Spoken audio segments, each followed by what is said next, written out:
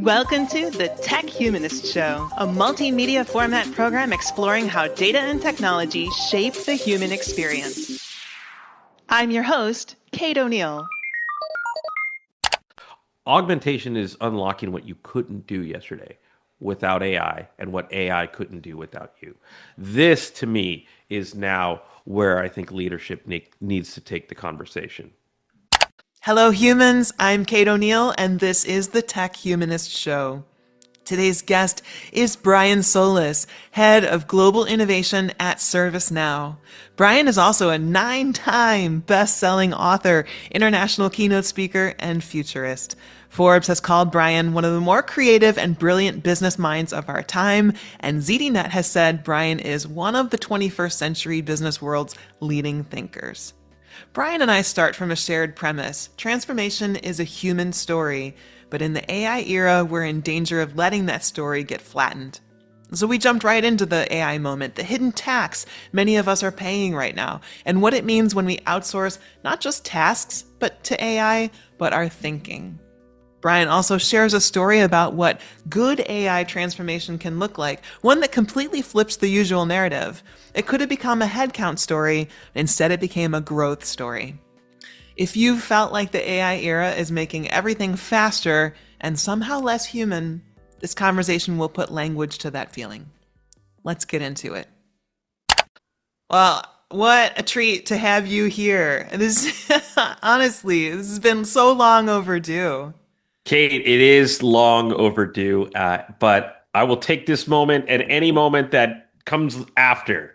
Yeah, well, likewise. It's so funny, like in prepping some notes for this discussion, it was like reading my own bio almost. You and I have been so aligned for so many years in the work that we've been doing. So I'm really looking forward to digging into some of it and hearing, the nuances of your perspective. So for example, I know that you've long framed digital transformation as a human story, and that's certainly a point of alignment between us. But I'm wondering, as you think now in this, AI moment, what human story do you think leaders are still failing to tell themselves? Let's just jump right in, shall we? Yeah. Well, first, I'd like to return the kindness back to you. Being a tech humanist, especially in this era, is no easy feat, and to keep the spotlight on this subject is probably more important than it's ever been. And so I'll swing that into a judo move as the answer, which would be, AI. It's nothing new, but generative AI certainly has become the flavor of the moment. But more so than a flavor, it's actually become transformative in the sense that it's almost anti-human. It's building on that negative movement that we started to see with social media. And now there's all kinds of studies that are starting to show what I've been calling cognitive Darwinism, which is the more that we give our thinking to it, the more that we give our thinking to it, and the more that one way to put it.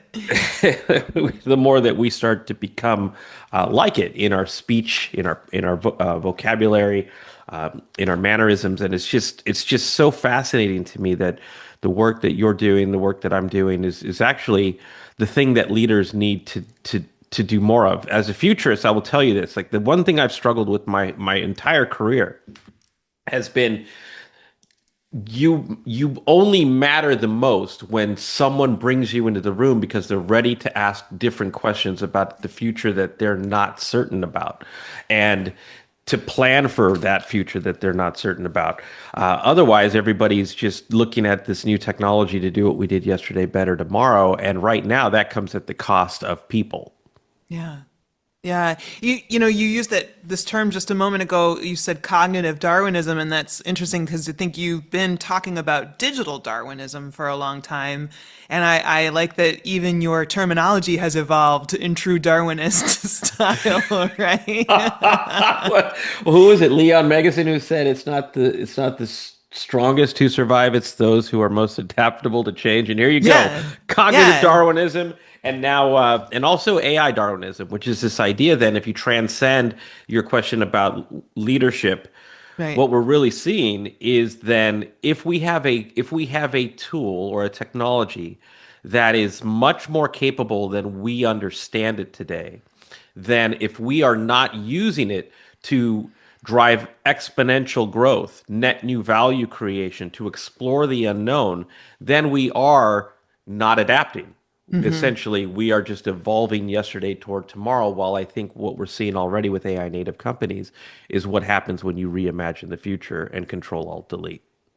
Yeah, you when you were using digital Darwinism, it struck me that you were talking about technology and society evolving faster than institutions were adapting, right? And now with this cognitive Darwinism idea, I mean, it sounds like you're taking that institutional view and thinking maybe both and, like institutional and individual adaptation. Is that fair?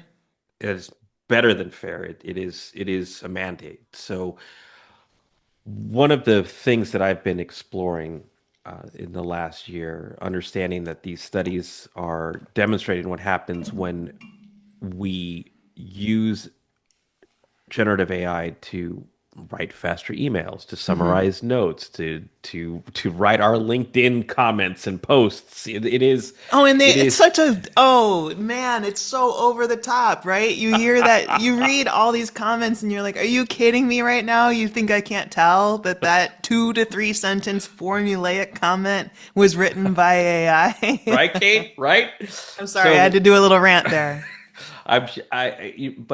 but see that visceral reaction that you have to it, right? So that is that is what's leading to so many.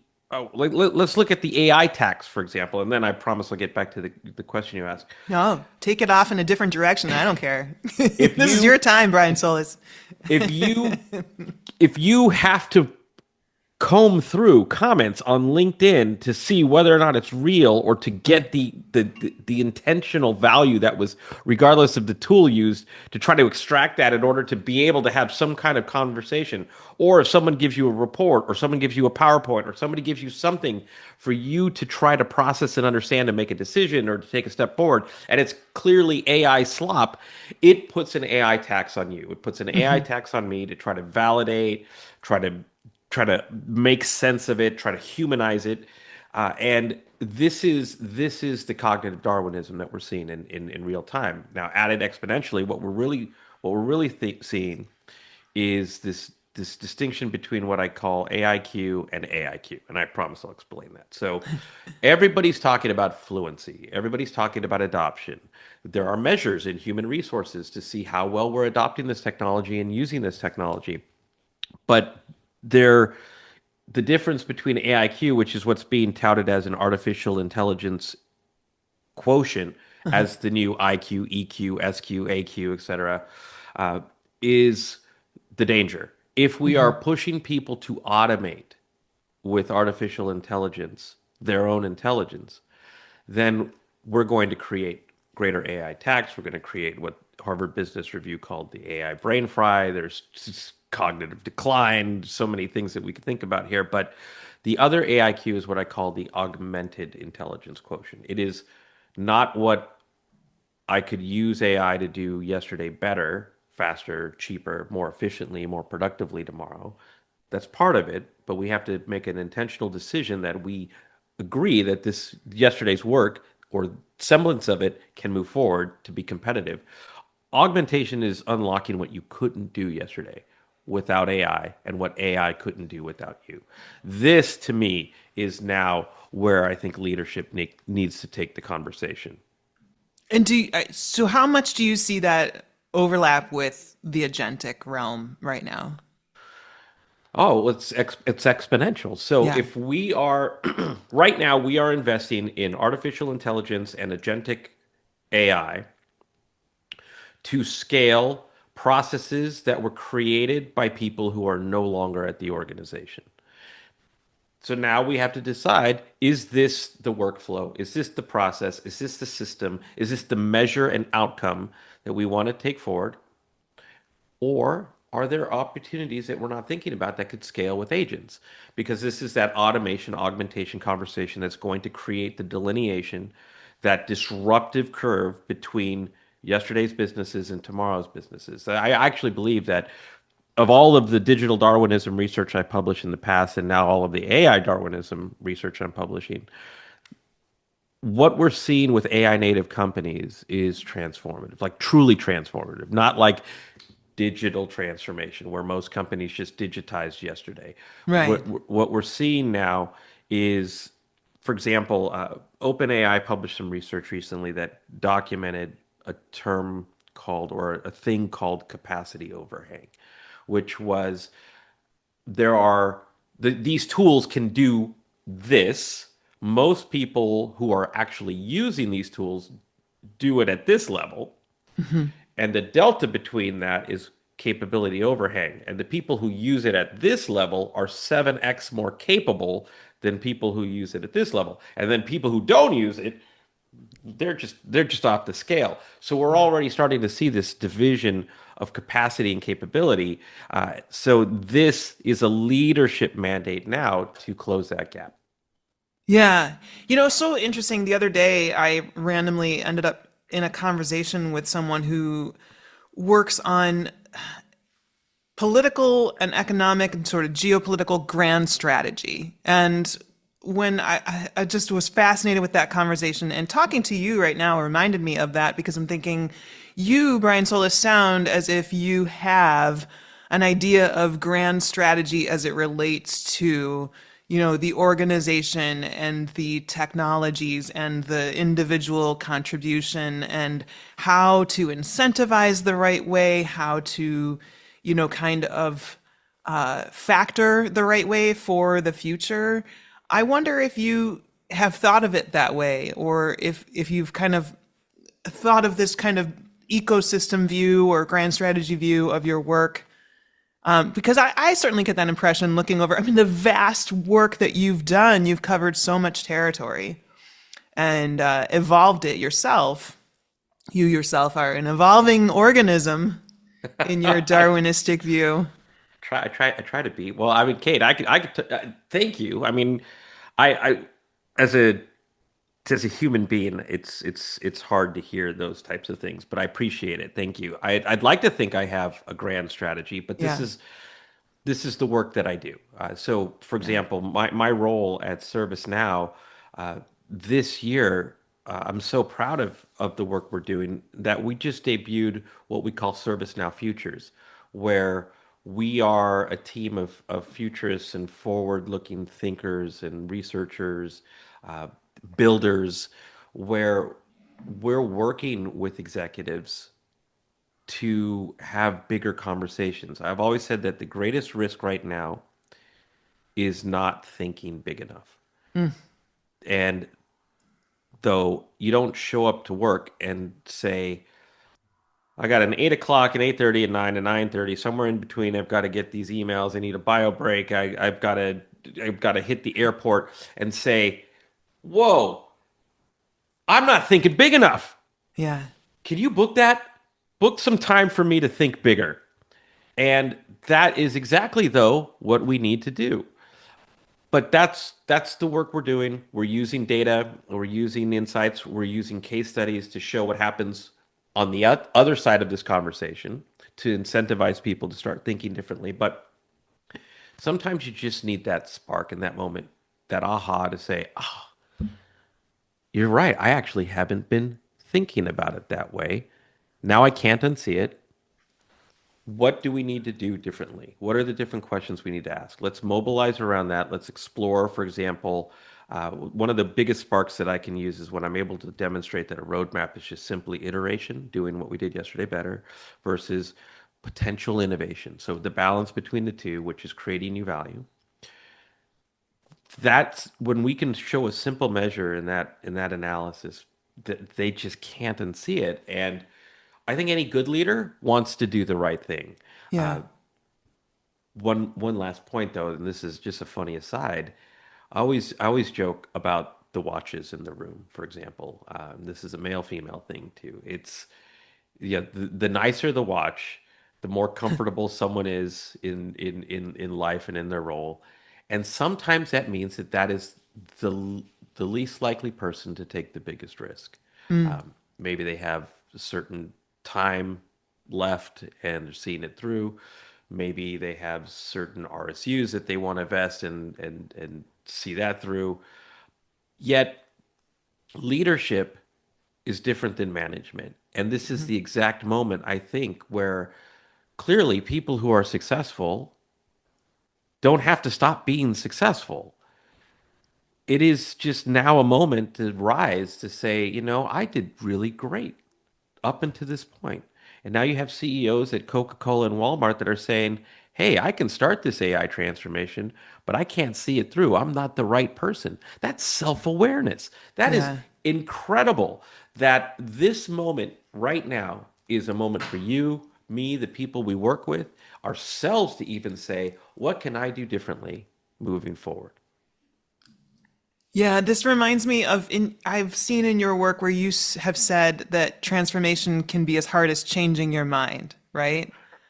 And this seems like the mind shifts that you're saying leaders need to make to lead well in this era, in the AI disrupted era, but this kind of exponential era, right? Like this way we're thinking about the 7x to 10x to even beyond kind of capability overhang era, right? Like what are some of the other critical mind shifts that you think leaders need to make right now? The book myself time to think bigger. That's one thing you mentioned. There's this self awareness of maybe recognizing that you might not be the person to lead the future ready moment. What are some other things that you think people should be thinking about?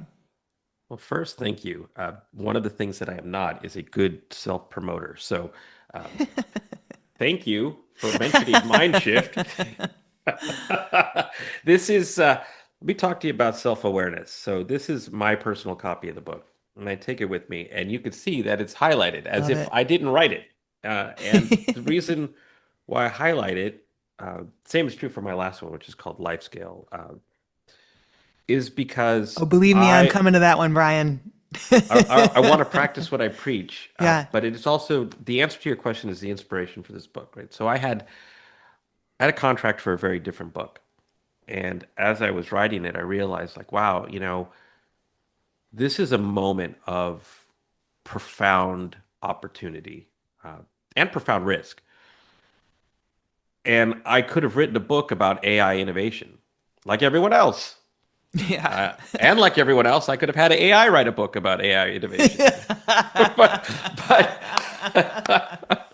uh, what I what I decided to do was look back at my career at the era of digital transformation, uh, all of these different eras of transformation, and recognize that the pattern that was consistent in terms of not just surviving but thriving in the next era, right? So if you think about uh, digital transformation, the companies that absolutely took advantage of that era to do something differently, like the Netflixes, the Ubers Mhm. of the world, etc.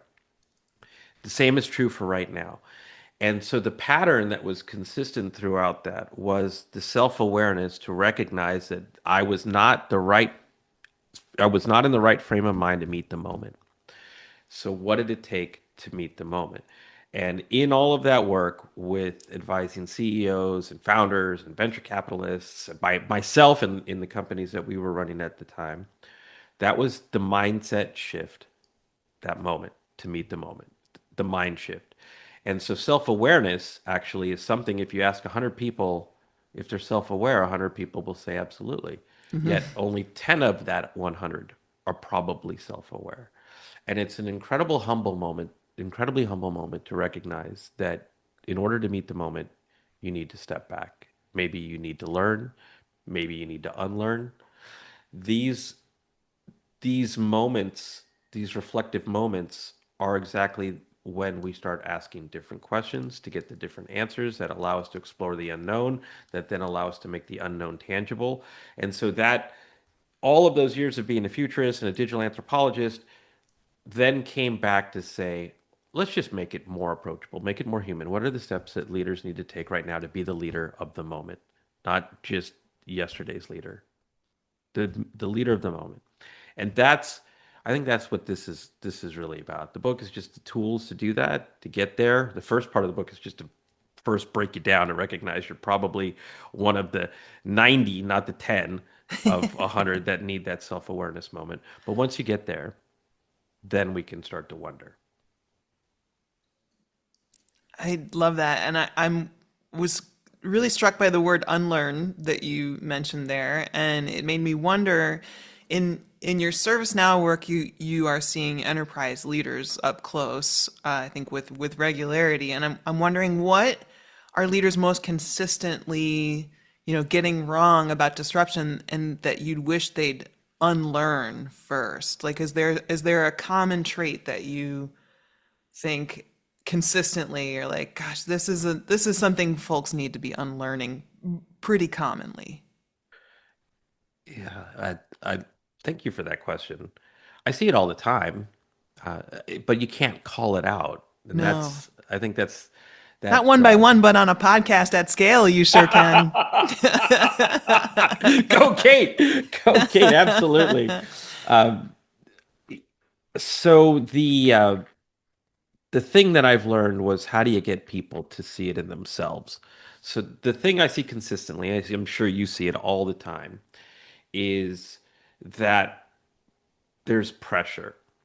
And that pressure is usually tied to performance and how that performance is measured. So we could expand that to quarter, to earnings, ROI, and however that's defined, et cetera. But that pressure keeps people locked into that iterative moment. So what's the use case that's going to help me drive optimization and efficiency that allows for X linear gains? It's a reasonable question. And these are the areas that we're looking at. But really, where I think the greatest work comes out.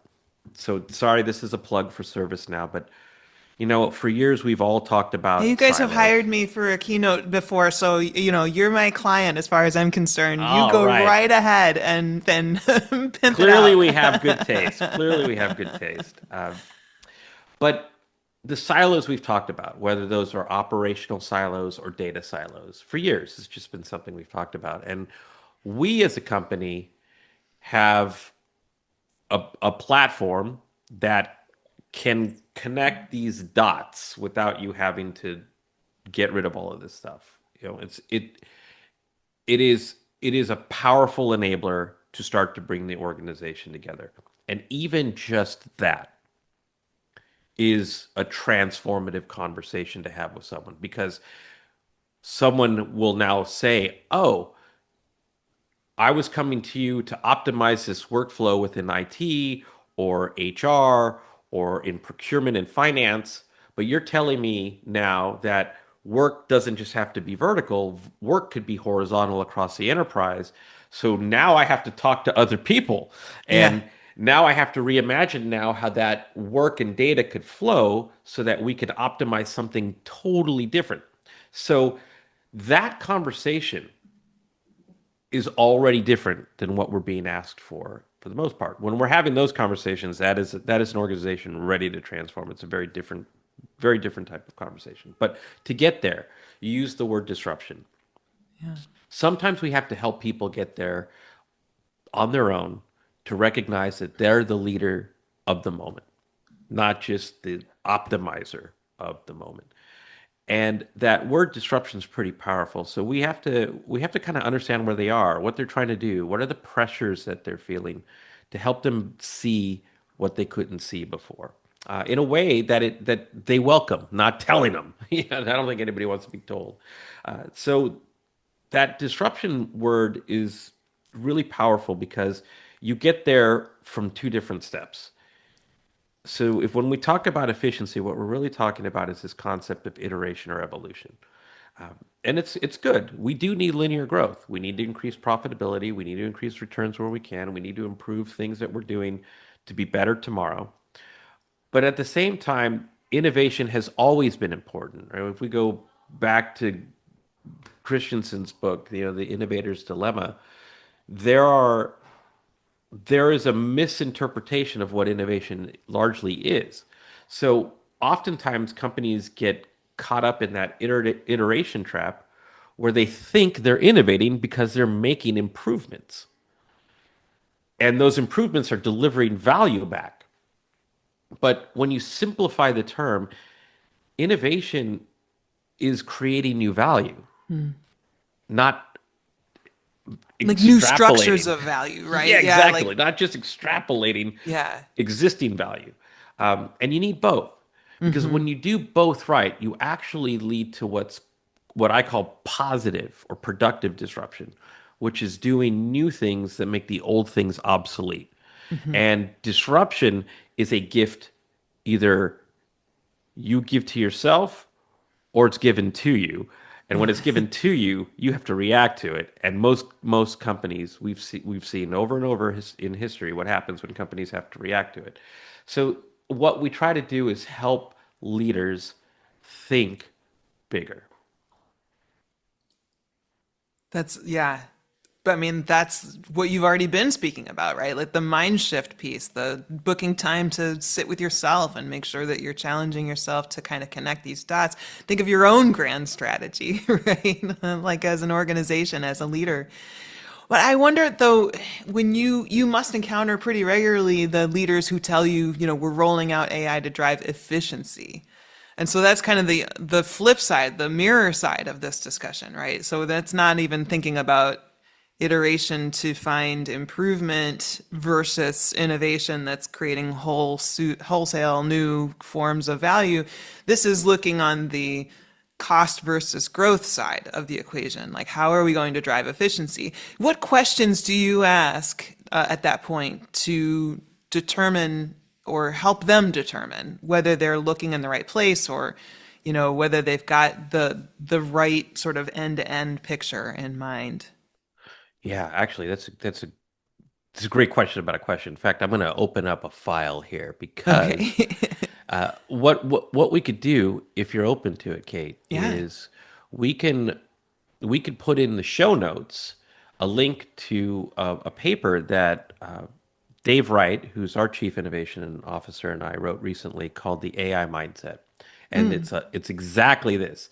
It is the questions you ask for purposeful iteration and also the questions you ask to explore the potential for innovation.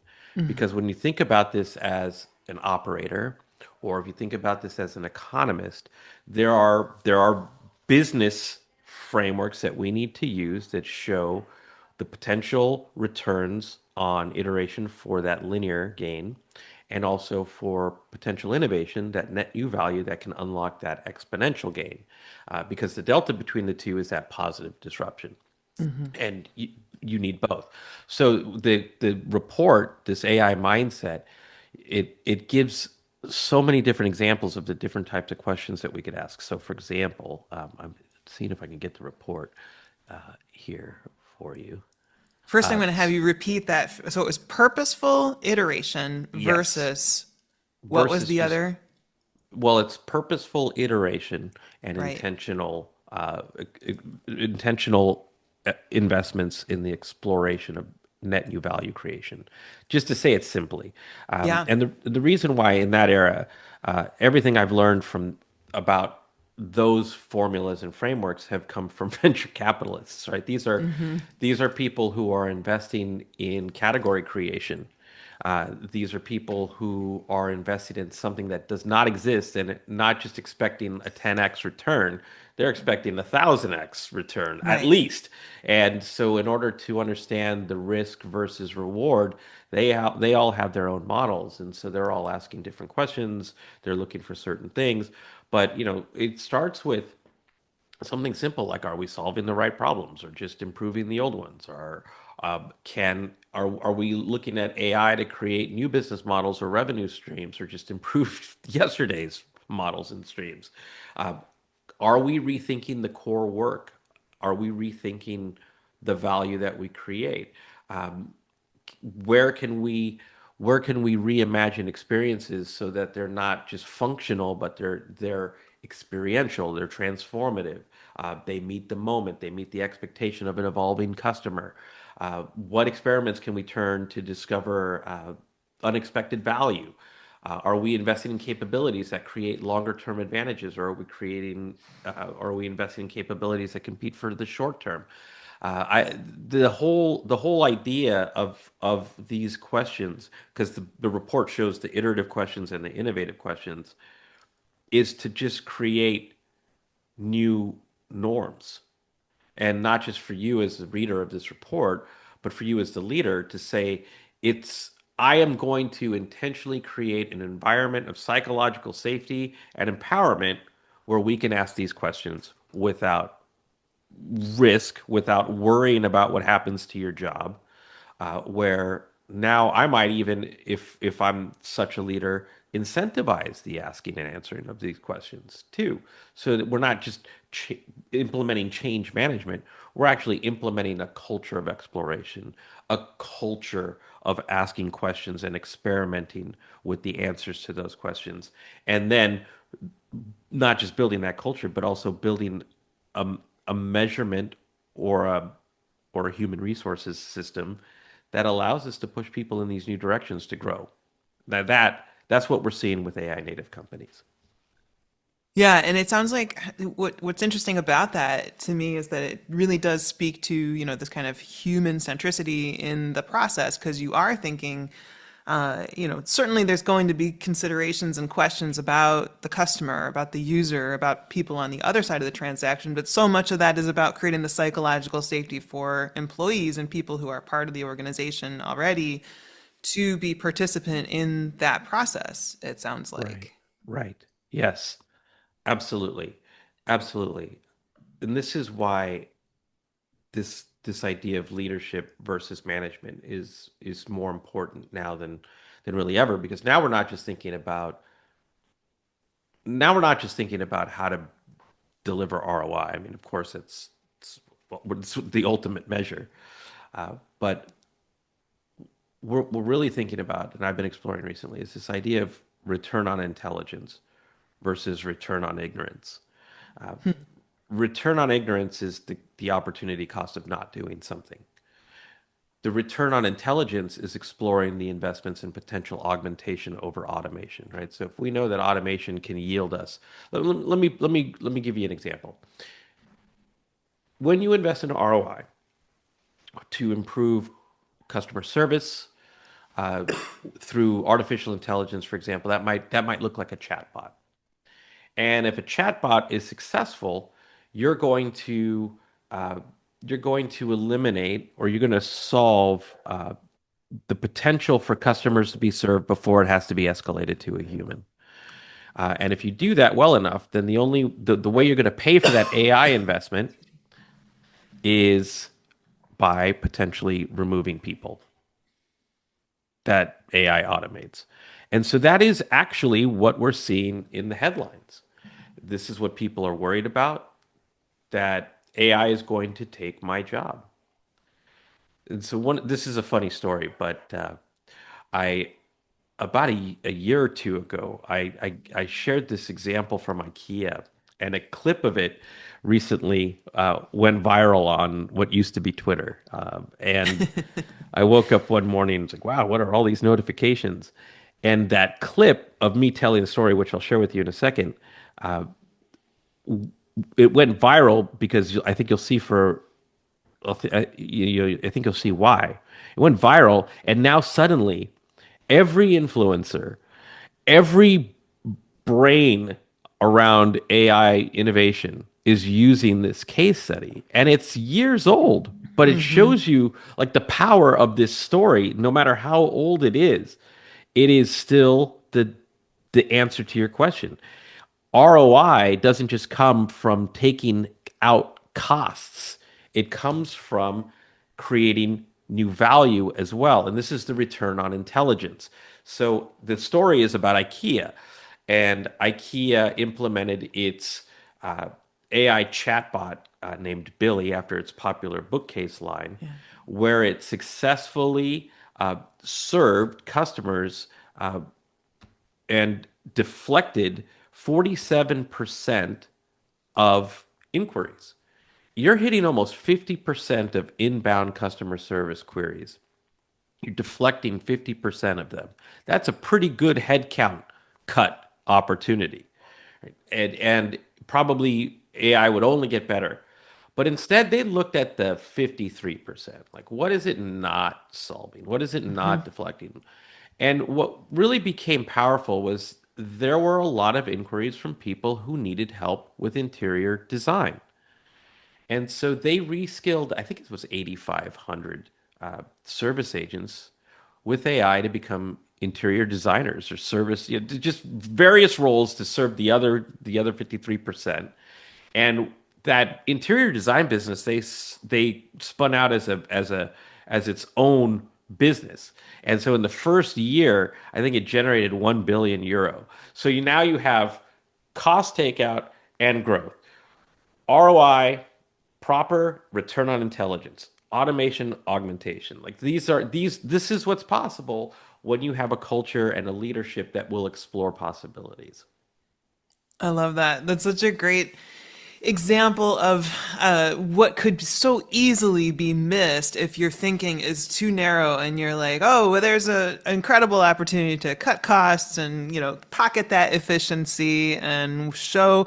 And it's because it's very short term, right? Like we're going to show a return to the board and they're going to feel very happy in this quarter that we were able to cut those costs. But you're totally missing that billion-euro opportunity for that additional business and the opportunity for those 8,500 people to learn new skills and be meaningfully engaged in creating something that delights people and solves that 53% problem. What a great case study that is. It is. It's not the only one. One of the other ones that I'm trying to, and look, it's years, like I said, it's years old, but it's still Yeah, fantastic. right. Another one that I've been looking at that actually hasn't become as viral yet is one that I'm looking at is the Walmart reskilling Hmm. opportunity. So, for example, when you look at self checkout technology as it starts to become more capable, each aisle of self checkout machines probably just needs one person and a whole bunch of technology looking at it. But instead of getting rid of their cashiers, they're reskilling 12,000 checkout attendants to become drone pilots now that drone delivery is becoming a thing. And so this is also fascinating. So I think it's this opportunity for leaders to meet the moment by saying not just where how can we cut costs, but where can we reinvest not just in people, but people plus technology to do something exponentially greater that wasn't possible yesterday.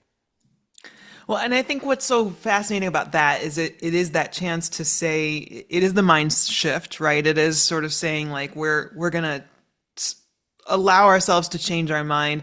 But I want to take this to the life scale conversation just really quickly before we wrap up because I think you've written about attention and meaning and the how technology sort of mediates that or can or how you mediate the mediation with technology. How has your own relationship with technology changed, and maybe what do you still find hard in practice? Wow. Okay. Well, Life Scale, for those who don't know, was the book before Mindshift, and it was such a big transformative book that I changed everything in my life. I actually had to, again, practice what I preached. And what I had recognized in that moment was that technology was affecting my life in ways that were not good, just put it lightly. And so I took a step back to understand what was happening. So at the time, uh, we called it the attention economy, but what that really means is we're rewiring our brains to move faster, but not move better. We're scrolling, which means that we're limiting our ability to be present, to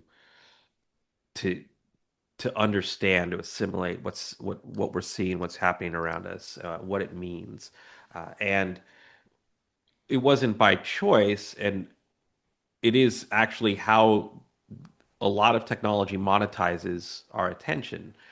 Tristan Harris actually has been the greatest champion in exposing the perils of a lot of our technology revolution, these technology revolutions, and he's doing it all over again with artificial intelligence.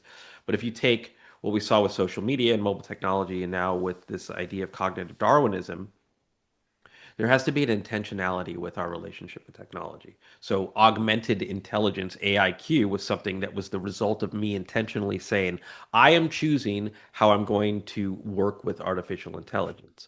And I am choosing to focus on the outcomes that were not possible before in order to grow with this technology and not succumb to it. So life scale was this idea of then recognizing I am on a path with this relationship with technology. I think it's taking me here, but when I look at how I use tech every day, to what extent and to what output, I recognize that I was not actually on this trajectory. I was on this trajectory. And so the idea of life scale was to say, where do you want to be? And what do you need to do to get there? And then do and measure the things that keep you on this path. And what you realize is you're on that path, you learn it wasn't just here you wanted to go. Now you can go here. And so the same is true for your work. This life scale moment is to then think bigger. We think we're going here. We're investing in stuff that's probably taking us here. But with the technology that wasn't available to us before that unlocks new capacity and capability, we can go here. What do we need to do to get here? And that, I think, is the moment for ourselves as individuals, as leaders, as teams, to scale our life with purpose and intention toward an outcome that benefits us all. Well, I was going to ask you for one last thought, a practice, personal or organizational, for listeners to help them embrace change while staying grounded in human values, but that actually sounds like it's kind of it. Do you have anything that you would tie a bow around with that, or does that feel like that's kind of the practice? I'll just leave it with this. I think a lot of times, just it's human nature to want to have the answers or find the answers or have someone give the answers to you. I always say that if you're waiting for someone to tell you what to do, you're on the wrong side of innovation. This is why when people say, "Well, what's the use case?" or "What are other companies doing?" It's fine, but you're going to be limited. You're going to be limited to the status quo, Yeah. even if it's something new. And so that means you're confined to iteration. But the future happens to you or because of you. And I like to think it's because of you. And so you're not alone. You have Kate, you have me, you have a community of people who are thinking bigger, that are asking different questions, and we're all looking to one another to say it's okay to not have the answers, to explore the unknown, because in the unknown is where progress unlocks. What a wonderful last leave behind. Brian, thank you so much for joining us on the Tech Humanist Show and for all of your work. Kate, thank you. Thank you, and thank you for all you do. Please keep up the good work. You're making a difference, and I think together I think we could do really wonderful things together that make us proud of the technology that we use on a day-to-day basis to create a community of human beings that make all of this world something that we can believe in and something that we can shape. So thank you.